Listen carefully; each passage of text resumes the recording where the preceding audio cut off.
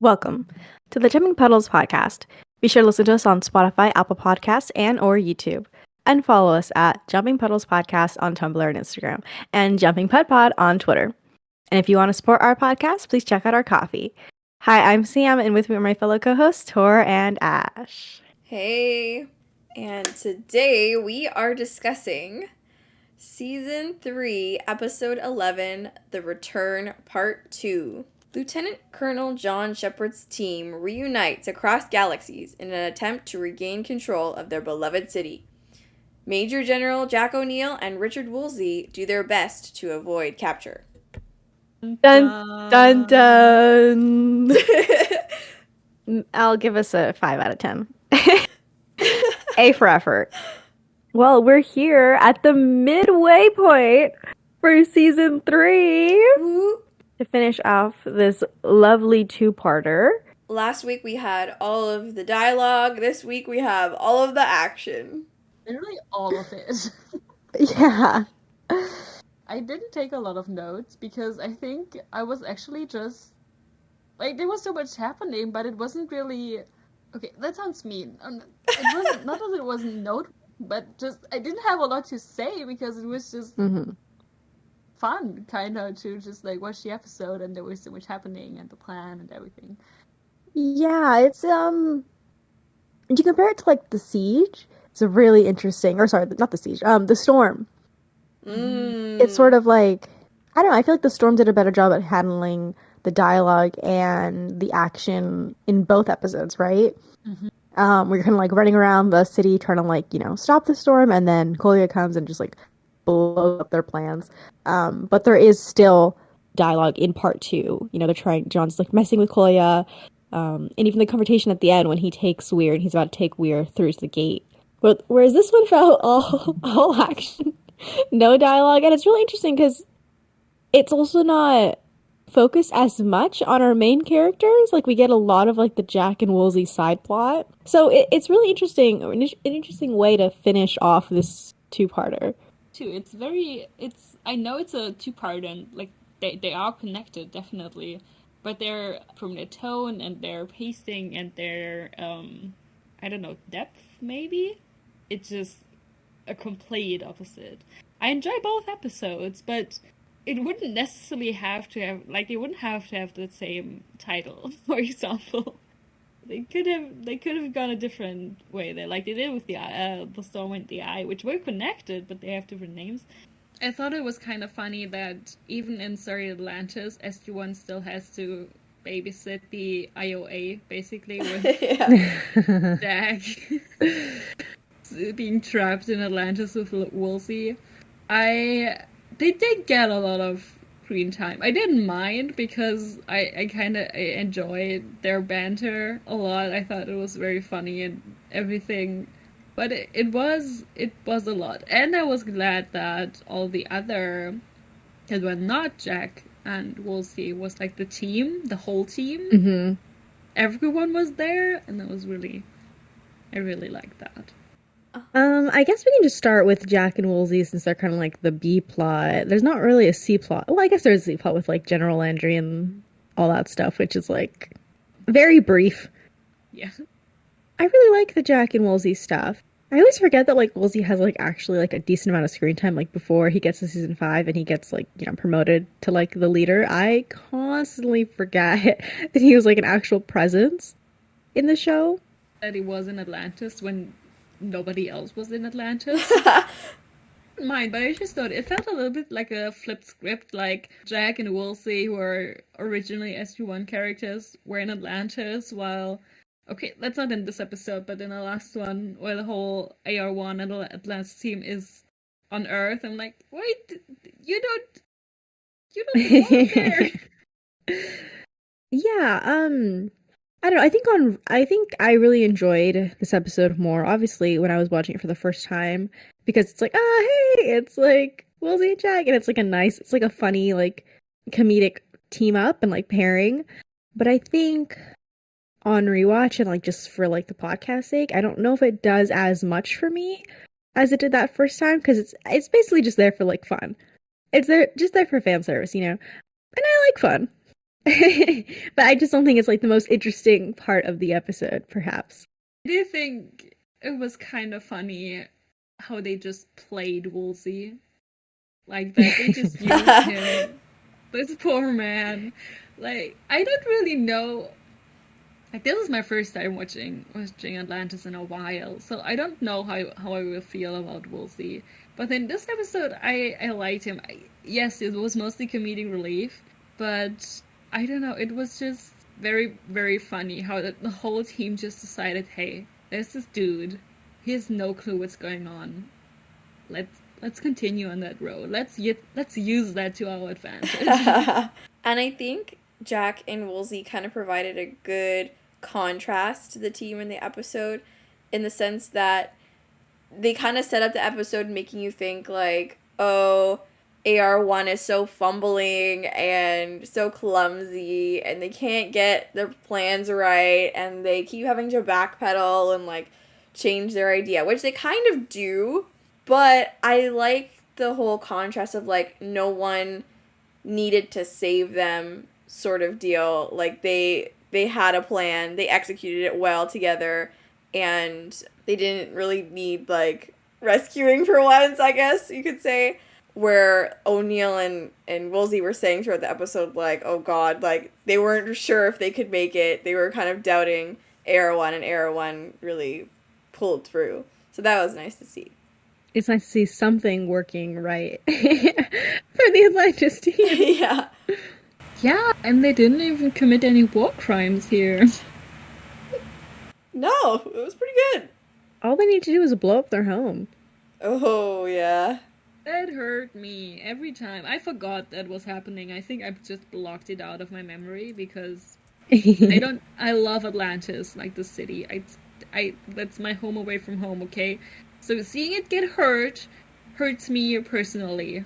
And after this, because like they blow up the command center of like the whole central tower. Yeah. The heart of the city, and then the replicators rebuild it. Does it mean that from this point onwards, part of Atlantis is replicator thing tissue?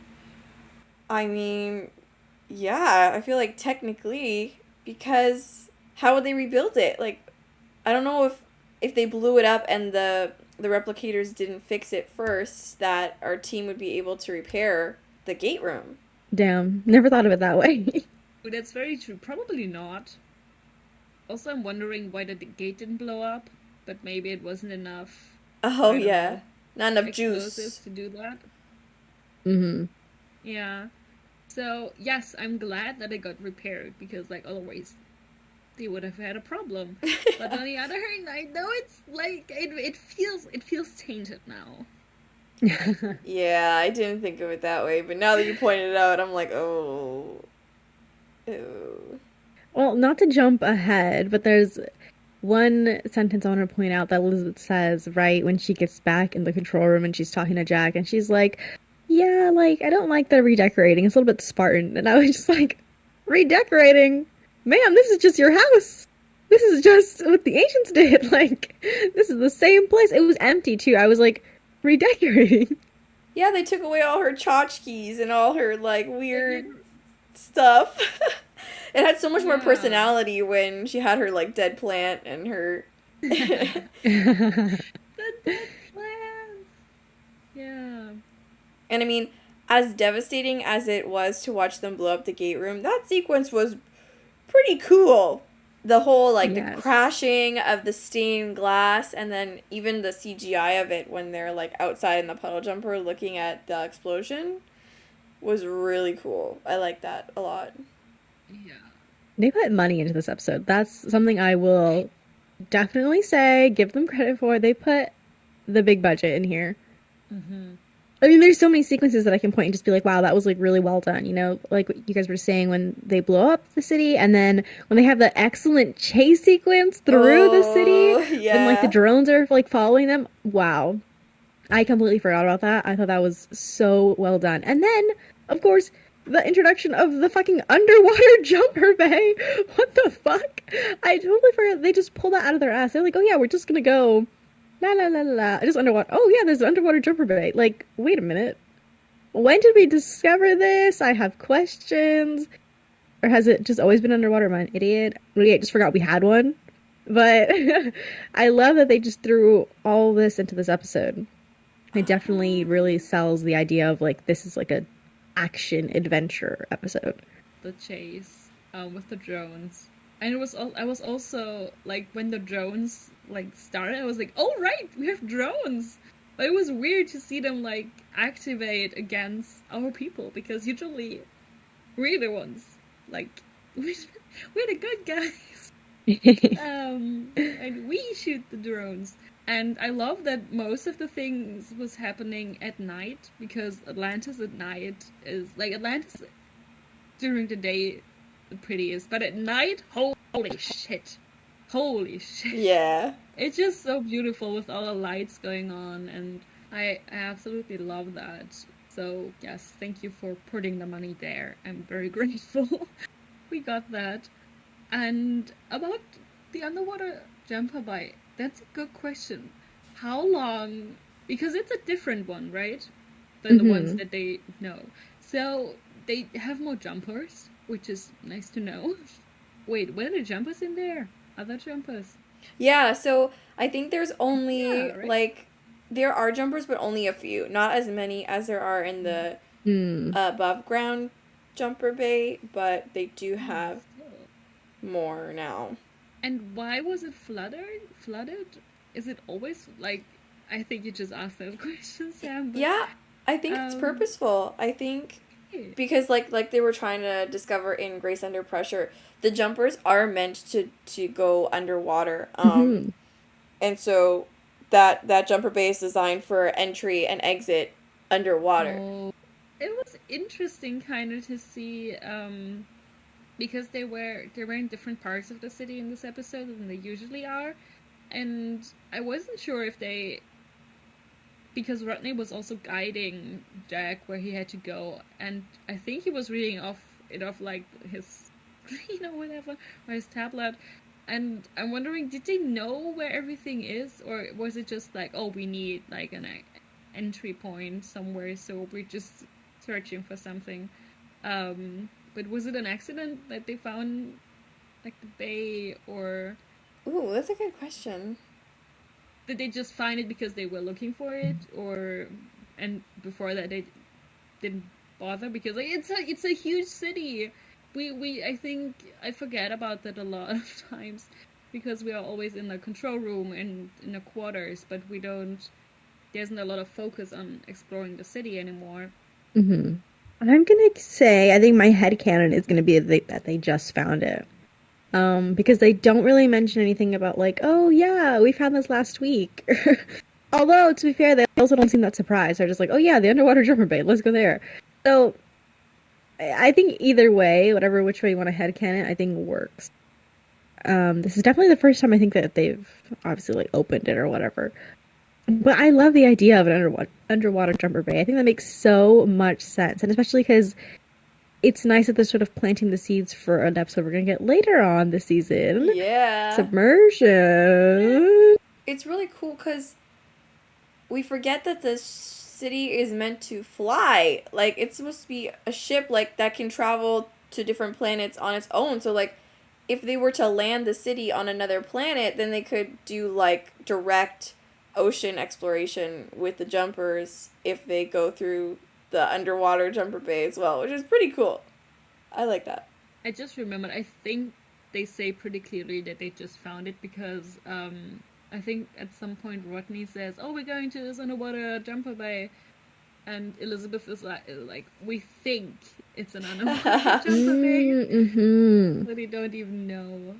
I love the line that during the when the jumper is getting shot at by the drones and they're destroying more and more of the city because of John's maneuvers, which is good because they're not getting hit, but the city is. And Elizabeth is like, oh, be careful, or there's not a city left to rescue. And he's like, okay, I'm gonna try to get the drones into your least favorite buildings. I don't know, I think that was kind of a thing in this episode which I really liked. It was a lot of banter. Oh, yeah. I think that was really, really on point in this episode. And this was one instant where I was like, this is funny. This is really funny. And, like, he knows he's trying his best, obviously. And I don't think she's criticizing him. But they know, obviously, how important the city is and how much she likes the city. Yeah, the snark was off the charts in this episode. Like, Shepard's snarkiness to Carson. He's like, yeah, thanks, Doc. And Rodney's snarkiness to everybody who's, like, questioning his plan. Like, yeah, thank you. Like, so funny. Everyone was on their last nerve, but also still working together. It was a great combination. Even between Woolsey and O'Neill, I feel like their banter was even more interesting to me because it was like your typical buddy cop, sort of odd couple thing, but I just found O'Neill so unsupportive and so mean. Like, he was shutting him down at every opportunity, being the opposite of comforting to Woolsey, and it was the most hilarious I think O'Neill has ever been. One scene after they get the replicator hand stuck in their head, Yeah. and Woolsey is like, that was the worst thing I've ever experienced. And you think Jack is going to comfort him because he's like patting his shoulder, and he's like, it gets worse. Like, dude, you're not helping. So mean. I was laughing my ass off, honestly. He even came for Carson. We don't exactly now know how much time has passed, do we? Like a few hours, maybe? So he has been dealing with Woolsey for a little bit. Yeah, that's true. I think he was just done. Yeah, I loved all the banter. And so it makes me sad that there was like so much action, which, okay, listen, I love the action too. But like I wanted more of our team because we just never get like the team together and like on a mission. Especially it felt so different as well because it's like a mission to rescue their home, which is a side note. Just another thing I love so much about this episode is how much everyone references like it's their home. Specifically like John and also John, just from his background and just like feeling like a loner type, and then for him to say, you know, we have to get our home back, or just whatever he mentions, every time someone was just like referencing it, I would just, oh, my little heart. But yeah, no, so I just, the team banter is so good, and I'm just so sad. This is like one of like the rare episodes of like the whole team making jokes, and I think I wrote down so much just like little like crumbs between the characters. Say, man, I actually am really growing quite fond of the Elizabeth and Carson sort of like friendship. Like, they are so cute in this episode. I think my favorite moment though was when Jack was dragging Carson and being like, oh, the doctor, and Carson's asking like, wait, what does he mean? And then Carson or Elizabeth just looks at him and like shakes her head like, oh, don't worry about it. Aww.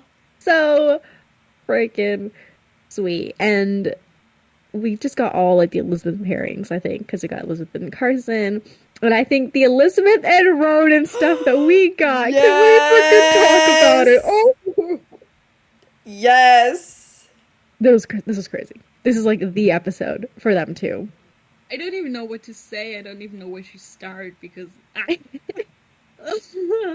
very good Elizabeth and Ronan episode. Very good. Thank you. I don't know where to start, but I'm just gonna be just like listing off, I think, you know, little details, and we can just go from there. But the first one I wrote down was Ronan telling Elizabeth not to worry, and he's like clinking his guns together. Yeah, that was. And Elizabeth says, "Thank you." That was so fucking sweet. Yeah. Let's see. Next one that I have is they just like, oh, the fact they were paired up together for like the mission was so great. I was like, thank you. Got some really good shots of like them looking like a badass like couple, kind of like when they're both having their guns up and like they're like walking through the halls. That was really great. But my favorite one by far was this blink and you'll miss it scene of when the whole team is discussing their plan and they're saying, okay, don't mess it up, like don't use the guns now. And you get a little shot of Elizabeth just staring Ronan down, and Ronan just looking her up and down, like, and then walking off. And it was so great because he's literally just like, girl, like, I'm not gonna mess this up. So, just her staring Ronan down, being like, don't fuck this up, listen. And him just giving her this up and down look was hot. I was laughing so hard. I had to go back and rewatch it because, like, no, this did not just happen. Did I just imagine that? That is so, oh my god. Yeah, the look that she gives him, and he's like, what the fuck? He just walks away. It's like, she's right, because, like, he's been talking about blowing up the city, blowing up the replicators, and shooting the replicators this whole episode. She knows why she's looking at him. Yeah. Exactly. This episode was just so, like, bodyguard AU.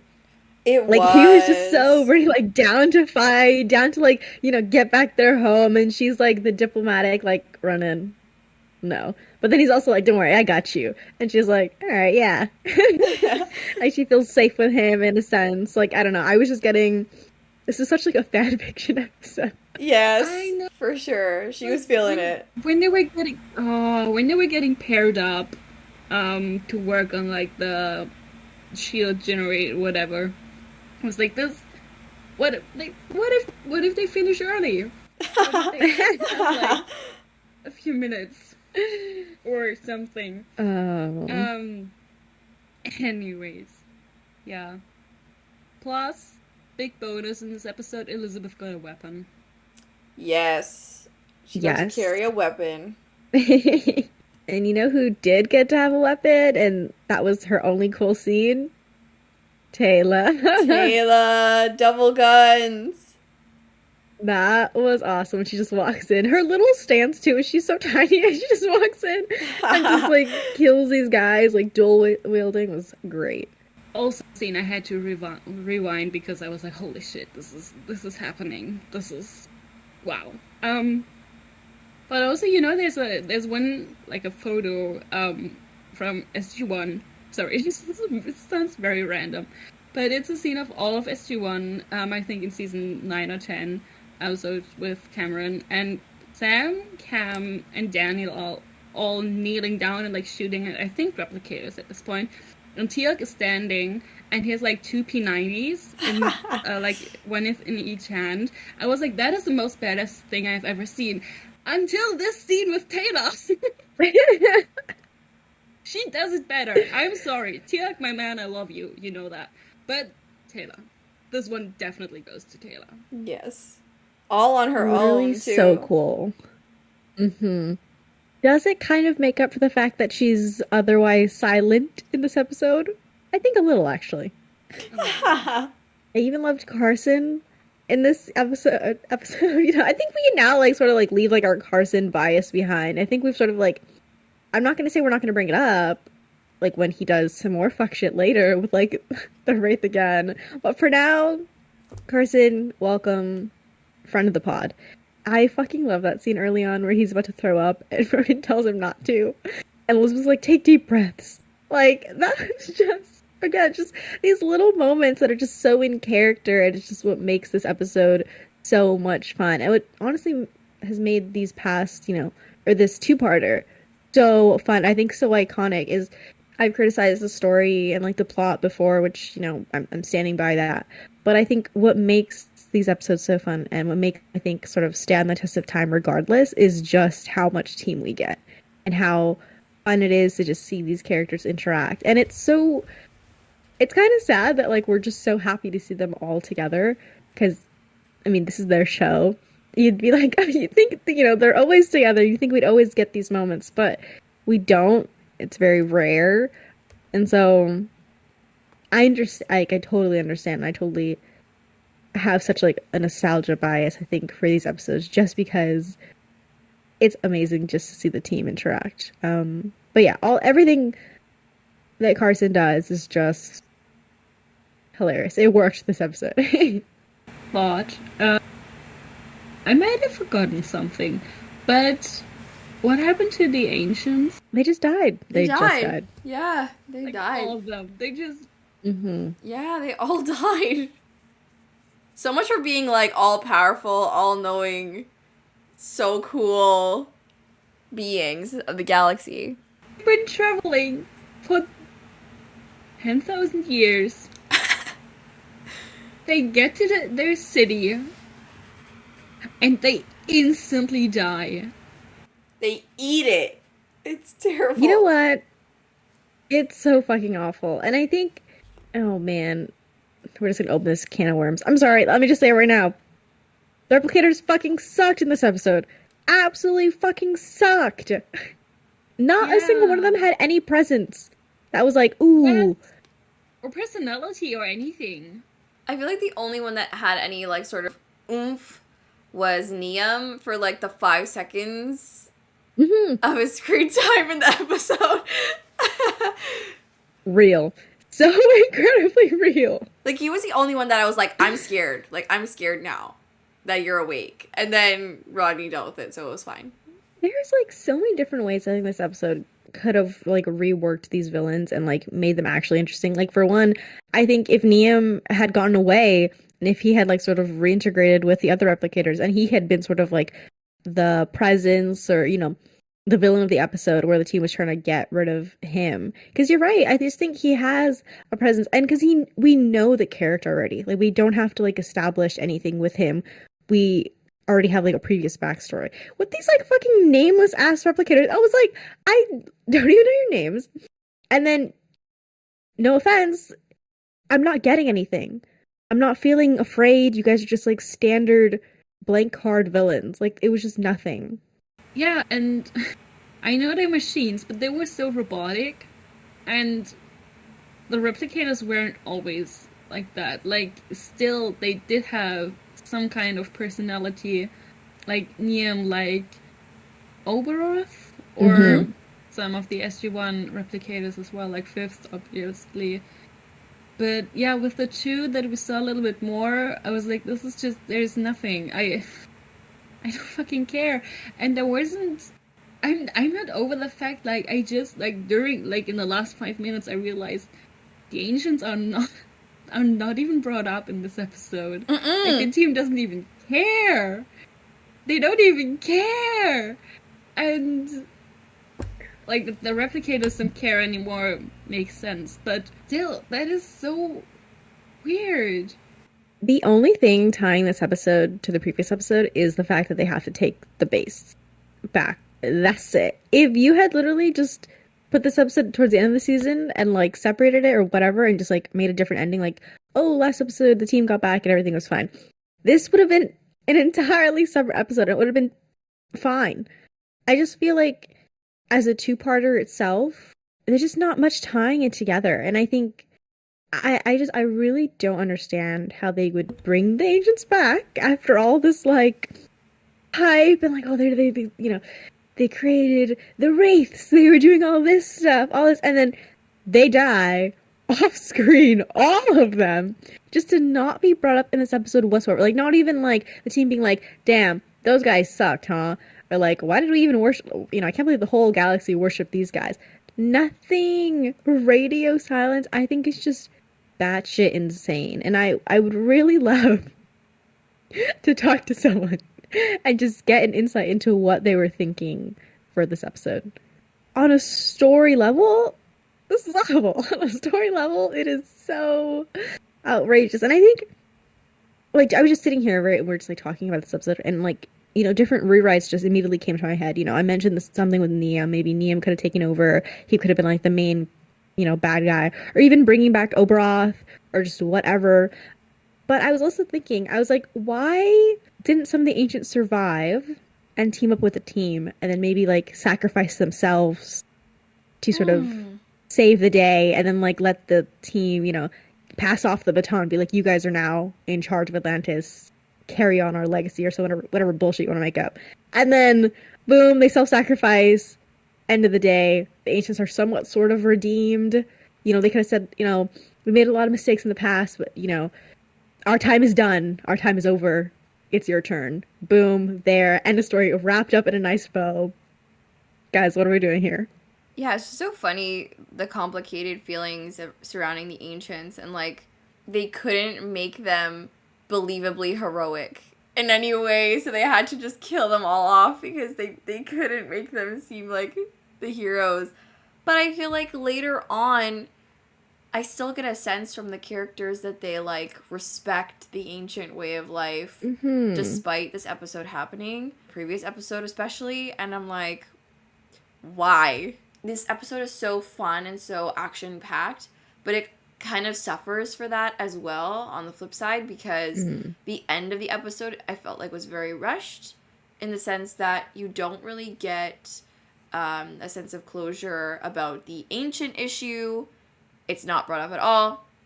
You get no sense of closure in regards to the team, you know, like what they just did, what they accomplished together, their separation being resolved. And we kind of get that throughout the episode, like they're functioning in top form and they're so happy to be together and blah, blah, blah. But it would be nice to like wrap that in a little bit of a bow at the end and kind of acknowledge like, we did it, guys, woohoo. You know? Okay, I have two things to respond to that. One, I think there's just such a disconnect in my mind when it comes to the ancients, and I think also in the writers' minds. I think it just kind of feels like they never had any idea whether or not they wanted to commit to the ancients being sort of like the villains of a story, or if they wanted them to be this like heroic, unattainably, like this is what we should be like kind of standard.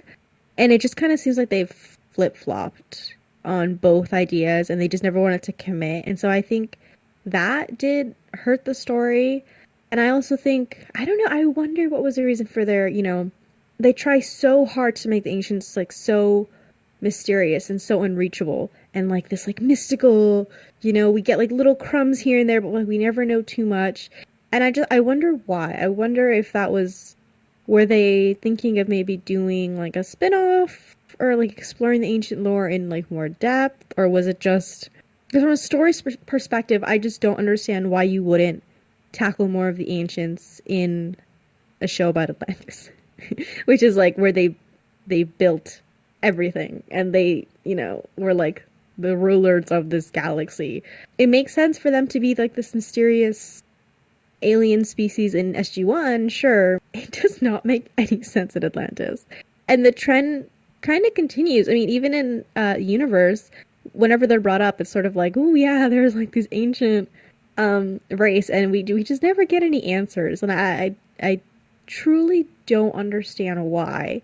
And then my second point that I wanted to bring up was, yeah, as much as I like the ending of Elizabeth and Jack, I think, and maybe this is too sentimental of me, but I think it would have been really nice to have a parallel scene of hide and seek.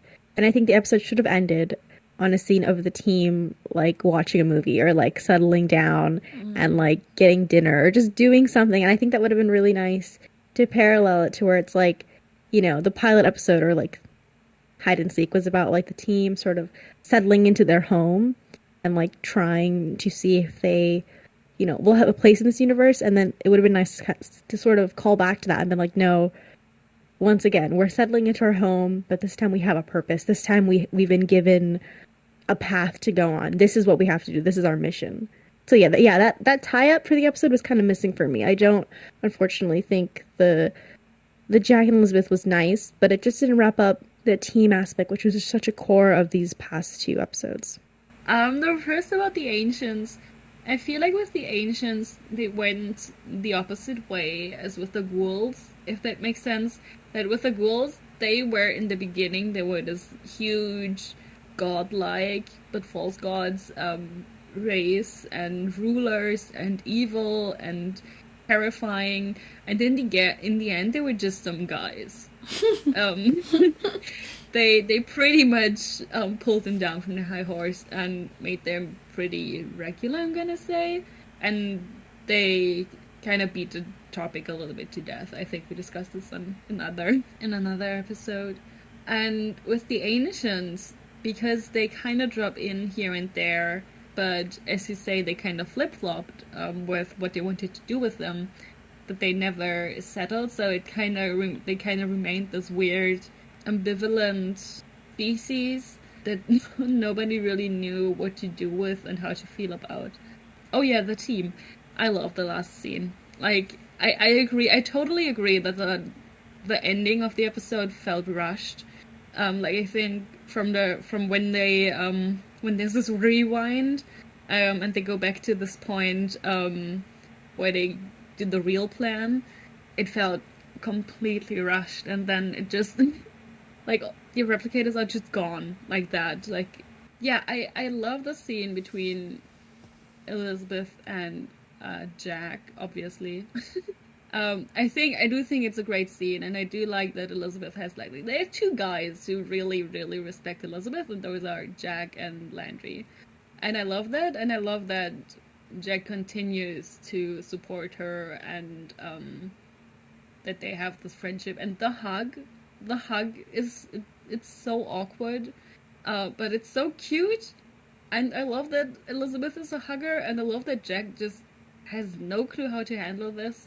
But I think it's still very cute. But I agree that we had all this team in the episode, and there could have been many ways to end this episode. Obviously, I'm thinking like Jack leaves, and the rest of the team just drops in. And it's weird because Atlantis is basically empty at this point. They have evacuated. They took everything with them. The city is empty. Except for like some random piles of replicator shit. So I don't know, I think it would have been kind of nice to have a scene of the team either just walking the city and just maybe seeing how many replicators were there, or just like wondering what they're gonna do now, or just talking about. But I think that would have been nice, and would have been very in tone for the episode. And there probably wasn't time, or maybe they didn't even want to do it. Team scene would have been perfect. I feel like we say this every other episode, that we say that, oh, there's just one scene missing with the whole team. And it's true! But especially in this point, because they haven't been in the city for weeks. Everything is different, but they're back. Like, they're actually back. But it's just them. It's just, how many are they? 7 people or something? And they're the only people in the city. That is, man. Or another balcony scene would have also. I was gonna say a balcony scene would have been nice, and again, where they just sort of talk about like, oh, we're back, and like now, we have our mission, or we're like, we know what we're gonna do now, or just the city can fly now. Like, I don't know, whatever. Wait, do they have ZPMs now? Yeah, that was not explained at all, but I think they do. I love the tease, though, by the way. I love the tease of, like, the city flying. When the replicators were sort of getting it started, and everyone was like, wait a minute. Oh, yeah, the city can fly. But yeah, I mean, the replicators died, so they must have left their ZPMs in the little ZPM holder. So, also, sorry. Last thing I'm going to complain about for the replicators. Okay, then we can just move on. Okay, but I just need to get this off my chest. Because it drives me so up the wall that the replicators are dressed exactly like to the ancients. I just kind of want to just give me like a little bit of distinction, like maybe give them more like militaristic sort of vibes, or whatever, like a collective. Maybe they all wear the same thing, but the fact that they wear like the beige and like white outfits of the ancients, and I think for story wise that could be very interesting, if they were like sort of modeling themselves after the ancients, but visually it's just so uninteresting. Watching this episode, I'm just like, what's the difference? There's no difference. The ancients and replicators they act the same way. They're all like, they're robotic. They're supposed to be like holier than thou, and they look the exact same. So it's just, that's it. That was my last complaint. Yeah, or like maybe they wear all black to like signify like that they're different from the ancients, to be like, we make our own path, or just whatever. They could be emo kids. Speaking of, though, can I just, a little bit of Nick Shep in this episode, a little bit of underrated, some great little scenes, of when they get caught by the replicators, and they're just like, nothing's going to plan, or like, the plan's going well, right? And they're just hands in the air, or they take their guns away, and I love that we get the little scene of Rodney acting. Honestly, Rodney, he's got a shot.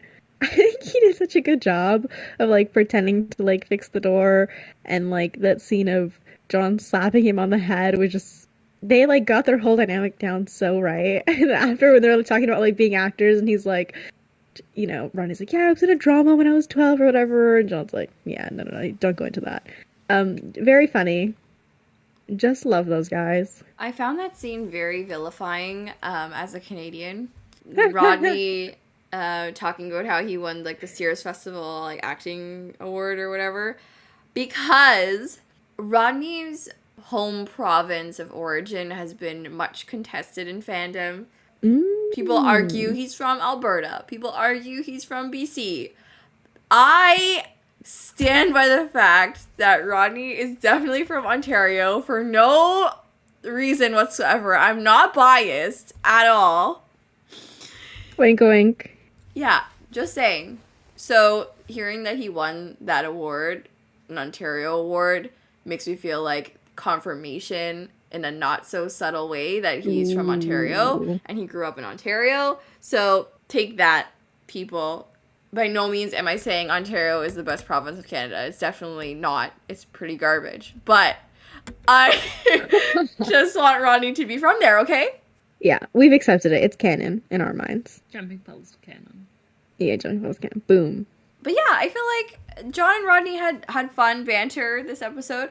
I really liked John translating Rodney's technical speak to Ronon, as he's the universal translator for Rodney always. And I also thought that when they were talking about the plan to disrupt the replicators, and Rodney was making it out to sound like it was entirely his plan, and John was like, oh no! He made sure Elizabeth got her credit for her part in that plan, so that was really funny as well. I enjoyed that. Was great. I thought it was kind of hilarious how often they mentioned the word plan or just the plan in this episode. Like, if you took a shot every time they said the word plan, you would be hammered like 10 minutes in. That was so funny how insistent they are. They do have a plan. They have a plan. They have a plan. Oh, plan A is not working. Okay, we need a plan B. Plan B is shooting everyone. That's not gonna work. So plan C. That was so funny, and it was just very, very important to them that they did have a plan, even if it didn't work at first. And then in the end, I do love that they mentioned that Elizabeth was also had an idea. And then in the very end, Rodney even says, "Oh, it was kind of a group effort." Yeah, that was really cute. He didn't take all the credit for himself. That was really sweet. I think he's really happy the team is back together, and so he conceded some of the credit. I will say, though, I feel like Rodney redeemed himself from the very terrible heist/acting job that he and Elizabeth did in the previous episode, because he acted the hell out of that scene with with John. Although I feel like John took a little too much relish in abusing our fair Rodney. Yeah, I wonder if they planned that, or if John was just like, "No, I'm gonna smack you here and now." Yeah. Or like, how did they negotiate that? Where John was like, "Okay, I'll slap you this time. Next time you can slap me if we ever have to like fake another." Absolutely, that's what happened. Or they did rock paper scissors. They're like, "All right, who's gonna get slapped?" But doesn't John always win? I feel like he yeah. a lot. Maybe Rodney always does like paper or something. He always does rock. Actually, I feel like Rodney would be like very like, I'm always gonna do rock kind of guy. Yeah, it's like that scene in Supernatural where Sam and Dean play rock, paper, scissors, and Dean always picks the same thing. Or like Sam knows Dean so well, he always knows what he's gonna pick. So it's like, you'll always lose.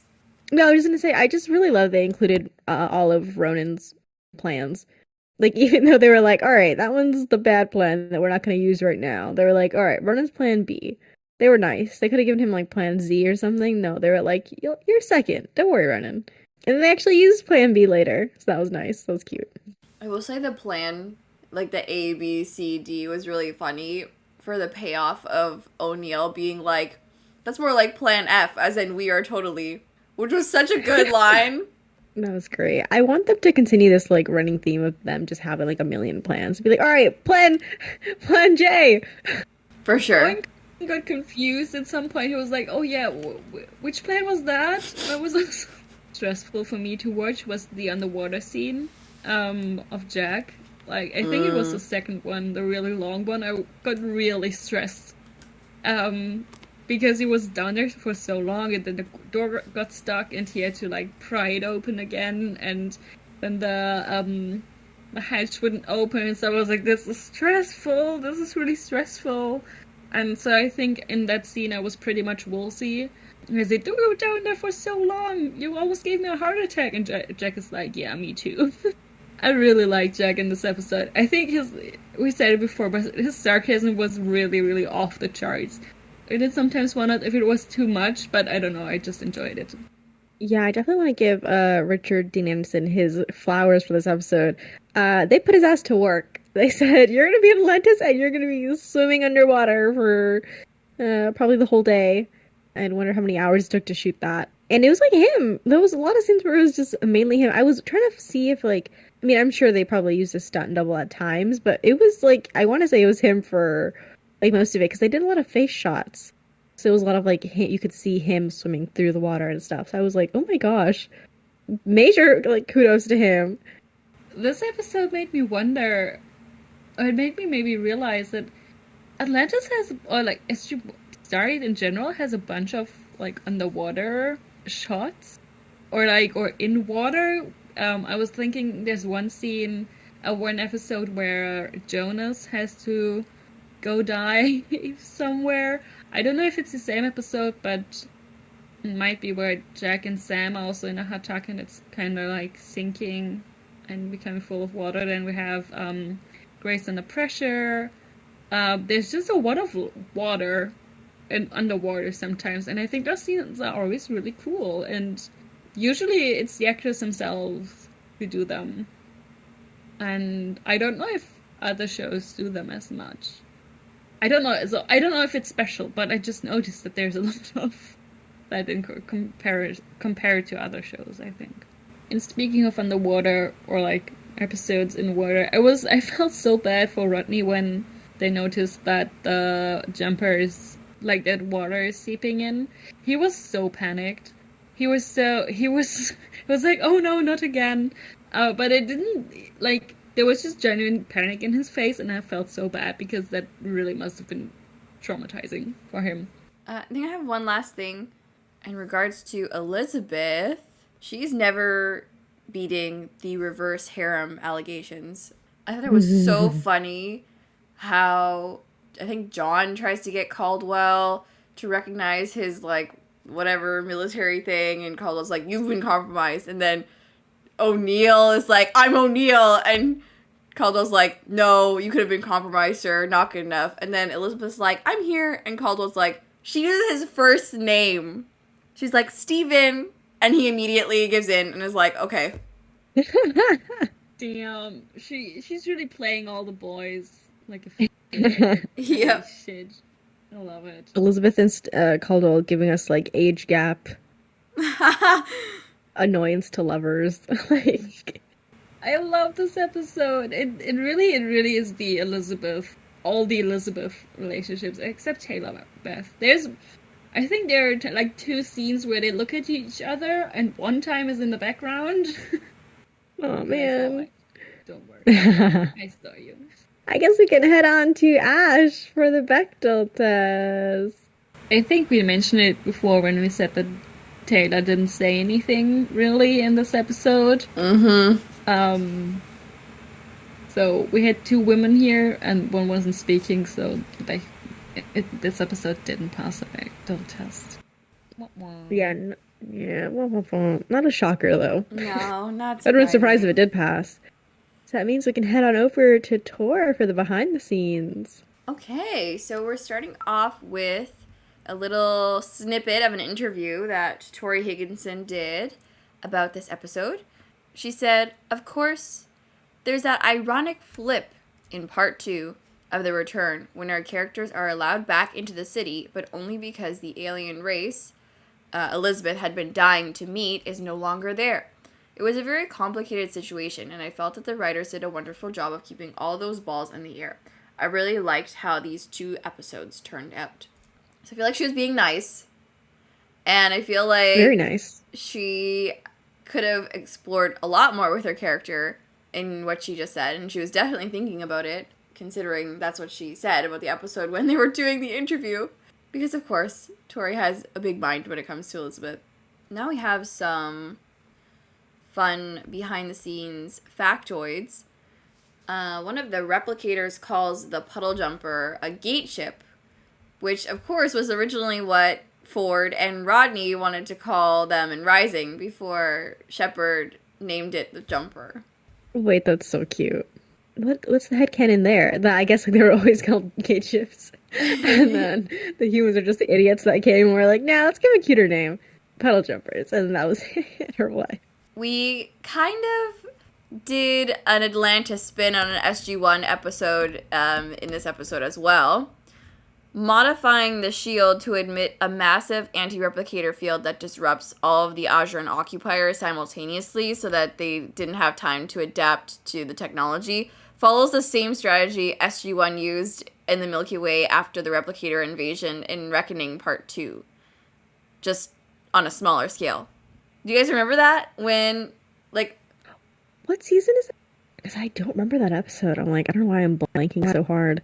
I think they used the ancient superweapon and Ball's dialing program to create that wave through the whole galaxy. Oh, okay. Yeah, wow. I completely... Those middle seasons of SG-1, I just, like, have no memory whatsoever. Yeah, it's episode season 8, I think. Oh. Yeah. Wow, interesting. Yeah, but I did feel at some point like we had an episode like this before, also with the planting a wrong plan in the replicators when they did the mind meld thingy. I don't know, it seemed weirdly familiar, but I couldn't place it, so I could just be remembering this episode. There are a couple other sort of SG-1 throwbacks in this episode as well. Shepard's line, "Good old Plan D works every time," is similar to, of course, one of O'Neill's lines in Season 5, episode Failsafe, in which he says, "Yep, Plan 3 works every time," after several failed attempts to stop an asteroid from hitting Earth. I love that so much. Another SG-1 throwback is when O'Neill mentions that this isn't the first time he's been probed. Of course, he was probed by the human form replicators in the 6th season of SG-1, episode Unnatural Selection. But SG-1 wasn't the only show that was getting throwbacks in this episode. We also referenced our own show for our mid-season two-parter. McKay references The Princess Bride when he says that Niam is only mostly dead, which Shepard quoted in the previous episode. Wait, that's so cute. Great minds think alike. They love The Princess Bride. They love that movie. Yeah. McKay also kind of alludes to Grace Under Pressure when the puddle jumper's leaking and he's like, "Not again." Poor guy.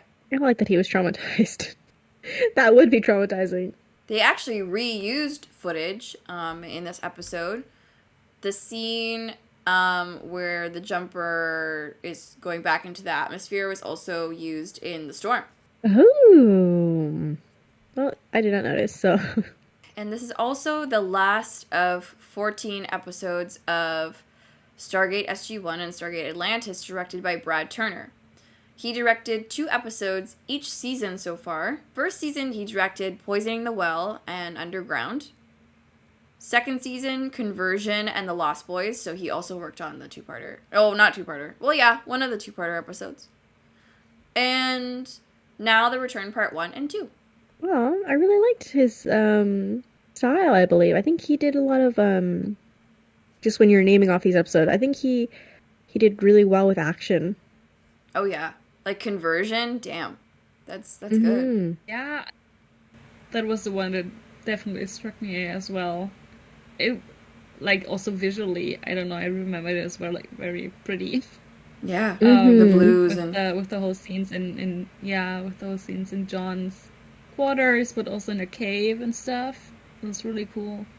Well, even underground, even though it is a lot of talking as well, but I remember there's that scene of when they pull the smoke bomb or whatever, and then there's like a scene of like everyone fighting underground. That one's a really nice scene. It's like the camera's, I think, going to like each one, kind of. It's like a dynamic move. I like that one a lot. Yeah, that was a good one. Sadly, or not sadly, depending on if you're a fan of SG-1, this episode marks the final appearances of both Richard Dean Anderson as O'Neill and Beau Bridges as Landry on the series. Interesting. I mean, Jack makes sense, right? Because at this point he's not even in SG-1. But I'm interested that Beau Bridges does not pop up in later seasons. Just season 5. You think like towards the finale, he'd be in it. That's so interesting. Yeah. And we have our replicator actors David McGinnis and Panu, who play the 2 lead replicators, were also on SG-1. Don't remember them. I'm trying to place them, but I can't. I know. I feel like Panu looked familiar to me. There were some goofs in this episode. I don't know if you guys noticed. The first one is for military buffs, I guess. O'Neill's Class A uniform has the rank insignia of a Major General, because it has 2 stars. However, his standard battle dress uniform, while on Atlantis, has the insignia of a Brigadier General, a 1 star. This is actually the first time O'Neill has appeared in his BDU since being promoted after Season 8 in SG-1, and so there's a possibility the wardrobe department forgot that he got promoted, and so they kind of goofed it for this one. However, there is a similar goof in the SG-1 episode, The Shroud, as well, so it took them 2 episodes to figure that out. The military consultant was not doing their job that day. I was going to say, I was like, who is a military consultant? You're fired, no, I'm kidding.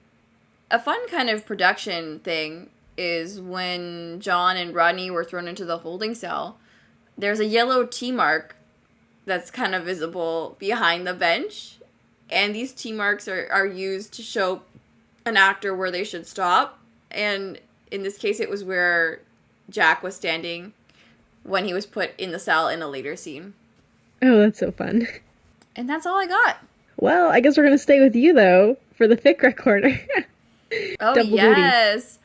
Duty. Fic Rec Part 2. So, listen, I was feeling the Ronan Elizabeth vibes in this episode the most. Unfortunately, there is a dearth of fic about these 2 based on this episode, which is a crying shame. So I say to all you listeners out there, write some Ronan Elizabeth fic so that we can recommend it on the pod. Please, please, please. Please. We need it. Please. But I do have a Ronan fic for us this week. I mentioned it, or I teased it kind of in our last episode. This one is called Truth Be Told by Avocadomoon. It's an alternate Ronan Rodney take on these episodes. Yeah! What? With a twist. Because Rodney identifies as a woman in this fic. I haven't read it yet, but I have read Avocadomoon's work before, and I trust them implicitly in this fandom and many others. So I am very excited to read this, and I think everybody else should read it too. Immediately reading that. Then we have some more... Oh, sorry. Sorry. I just burst out laughing really quick because Ash's face was so... She was like thinking about it, right? And just being like... And then she's like, yeah. And then she like smirked like, yeah, I like that. I'm sorry, I wish I could gift that. It was just so... It was like the perfect gift, like the thinking, and it was like, no, I'm actually down. It was brilliant. Sorry, go ahead. Yeah, that's what I thought too when I read the description. I was like, okay, I can get on board with this. But of course, back to my regularly scheduled programming. We have Suffer Me Not to Be Separated by Auburn. As you can tell from the title, this is an angsty fic. It's a lot of angst. Basically, the SGC recalls the Atlantis expedition back to Earth, and it's sort of an alternate take on what could happen if the Atlantis crew was called back to Earth in the early seasons of the show. So I believe it's from Rodney's perspective. He kind of explains where everybody has gone off to work after the Atlantis expedition is done. It's such a... You really feel his loneliness in the fic. The writing is so based in emotion, I feel like. It's so... You get the sense of, like, the isolation and the separation and, like, the yearning for that community that he had on Atlantis. And so it's very sad. But everything that I rec has a happy ending, so it's definitely worth a read. And we have one more. Yeah, we're not major character death girlies. Oh, no. None of that. There will never be that on this spot. That's not for us. No. But we also have another fic. It's called A Home is Not a Home by 20th Century Vol. So basically, follow Shepard trying to buy a house on Earth during the return, and failing miserably at trying to decide where to live. It's a very heartwarming fic, following the Earth members of the Atlantis expedition, trying to settle back into Earth life. And of course, happy ending for this one as well. They go back to Atlantis, of course. Spoilers, wink, wink. No, I'm kidding. But it's so fun. It's great. So if you are dying for more of the team's exploits, particularly Shepard, on Earth during the part 1 of this episode, I would run to this fic. And yeah, that's all I got. So, we are going to do the poll for McKay and Mrs. Miller today. And the poll was, what are your thoughts on Rod? And we have 38% that said yay. So they're for Rod. And then we had 62% that said nah. And I have to say, I think 38% is quite high. It's a little spooky high. Yeah. I'm gonna call out Instagram here. Because most of the yay notes were from Instagram, I think. So I'm like, guys? You okay? I think we have some comments, though, from Tumblr, so go ahead. Yeah, you're right about the Instagram vote, because that was the only poll that yay actually won. Whoa. Yeah. So I'm thinking, like, guys, what do you have against nerds? I think there's some beef against nerds on Instagram or something, because side-eyeing y'all. But a lot of people had complicated feelings about this poll. I should have put an it's complicated option on this poll, because people were like, girl, it's complicated. Dead Cake said, my thoughts cannot be captured by yay or nah. I like him as a character, and I love the whole Mensaverse and all of its potential, but he's worse than Prime Rodney 100%. But shout out to his outfit in the episode. Real. I like his jacket. Hailstrom said, as a rule, I'm gonna go nah, but, like, it's complicated. He's still Rodney, and I'd love to see him in his own world. Because we see him in our world versus our Rodney, and so it makes him wrong. Yeah, maybe if we got to peek into his world, we would have been nicer to him. We were kind of mean to him in the episode. Perhaps I was a little harsh. I like the term Mensaverse. Yeah. Totally Modern Millie said, nah. But admittedly, I'm biased because he makes our Rodney sad. There you go. That's it. And we have from Ash. You yourself was like, no, thank you. I was voting and commenting before I could even think, because usually I don't vote on our votes, so I don't skew them or anything. But I was not thinking. I just saw that. I was like, nah. I love that. Well, yeah, I love that we're all so complicated. We're all so torn. Sad that we never see any more of the Mensaverse, but alas. Which brings us to the end of this very short, maybe not really episode. It is time for rating. Okay, yeah, I was like, I think Ash is... Does anyone care to go first? Well, I guess, yeah, does anyone care to go first? Brave. Intrepid traveler. Oh, okay, yeah, so you guys will get like a bad-ish review, and then like you'll get the really, the better ones, I think. Because I think I'm going to be a little harsh on this episode. Just because the overall story drives me so batshit insane. And I think when I talked about these two episodes, I think I sort of just combine them as like they piss me off. But I actually think last episode pissed me off way less because I think the emotional story of the team being kicked out was really great, and just exploring that and how they all felt, and getting the band back together was just so fun.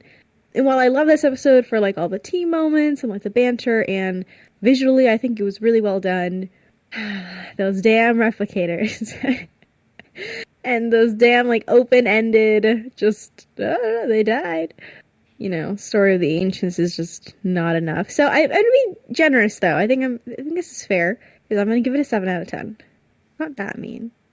Yeah, I think that's fair. Mm-hmm. It's a bit sad for a mid-season two-parter to rank it that low, I think. But I get all your points. I think I'm gonna give it an 8.5 because I enjoyed this episode a lot. It had me genuinely laugh out loud at times, and I don't have that a lot with shows, so I really appreciated those moments. I really appreciated all the snark that was just top tier in this episode. I know it wasn't that deep, but like action wise and the quick banter and back and forth and the one-liners they were amazing. I also love that everyone was there. I don't think it's that often that we actually have like the main characters. There was a quick cameo by Sam's cat. What was I saying?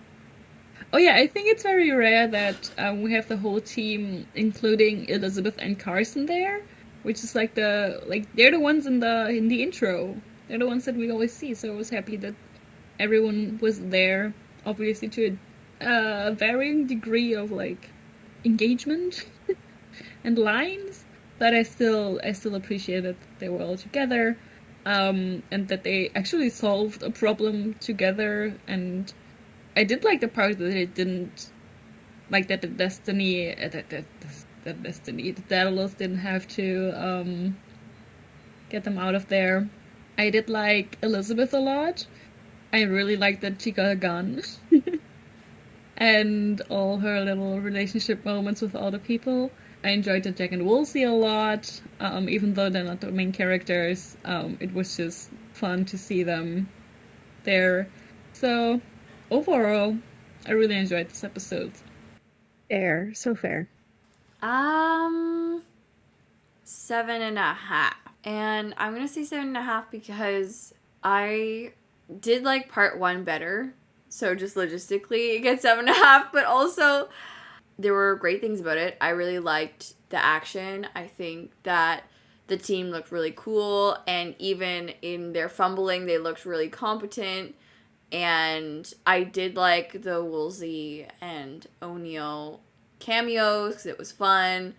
And their banter was fun. But story-wise for Atlantis, I think they dropped the ball a bit in terms of the ancient storyline and how that would affect our characters' view of the ancients. And I was kind of missing the team at the end of the episode. For such a team-filled episode, I needed that last little bit of closure. So I'm going to go with 7.5. I think there's a lot to sort of glean from the fact that we praise like the bare minimum of like team content whenever we get it. Like it's kind of like I was just listening to them speak and I'm like, wow, that's kind of sad. We're always so like happy. It's like I don't know if we're just like gluttonous and like we just want more team, like way more team than like possible, or if they've like been starving us and we're just like, thank you for the crumb. One more crumb, please, sir. I think it's the latter. I think they are starving us. That would be a fun. Ooh, you know what? That'd be a really fun bonus episode if we compare like all the teams from each show. Not like in like a, we can compare them like in different ways, you know, maybe like screen time, how much screen time they get, or maybe like character development, how well they work together. Ooh. I feel like Universe would be kind of hard though because it's such a big team.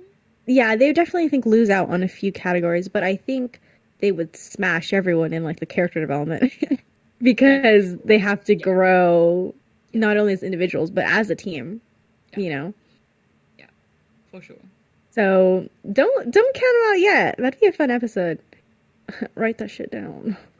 Anyways though, as always, be sure to check out our description box and you can check out everything we've linked, including our fanfics that Tor recommended for this episode, and also we have a Google Doc for all the fanfics that we've recommended over both seasons so far, because we didn't do one for season 1. And you can also follow us on our social media accounts. You can follow us on the Jumping Puddles to see when we post new episodes, and you can also vote on the polls, which there will be more of. So definitely keep voting on the polls.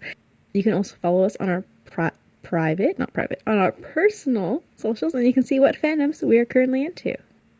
Thanks for hanging out with us today. Bye!